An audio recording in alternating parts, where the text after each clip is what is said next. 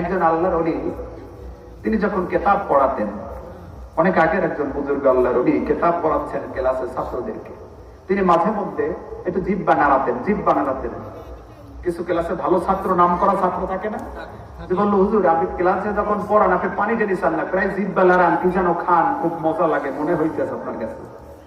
আমরাও তো লড়াই, আপনি একটু বেশি লড়ান, কেমন যেন খুব মজা করে শরবত খাইতেছেন মনে হইতেছে। সুবহানাল্লাহ বলবেন না? হুজুর তো বলতে চায় না মোরাইকা, বাবা ঘটনা আছে এখানে, হাদিস পড়াইছেন।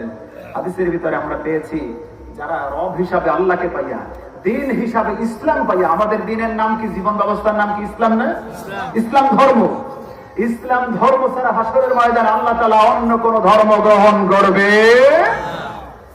ওই যে শিক্ষক বলছিল, শিক্ষক বলে প্রায় ওই যে খাই ক্লাসে, ছাত্র বললো হুজুর কি খান, কইতে হবে, কয় না মোড়ায়, কইতে পারবে না কারো কাছে, তাইলে আমার নিয়ামত বন্ধ হয়ে যাইতে পারে। সুবহানাল্লাহ।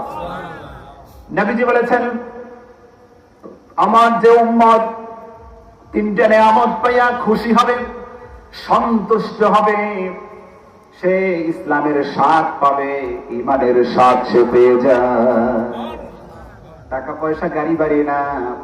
নবীজি বলেছেন সাহাবীরা আমার, আমি তোমাদের জন্য লা দিনার ওয়ালা দিরহাম, লা দিনার ওয়ালা দিরহাম,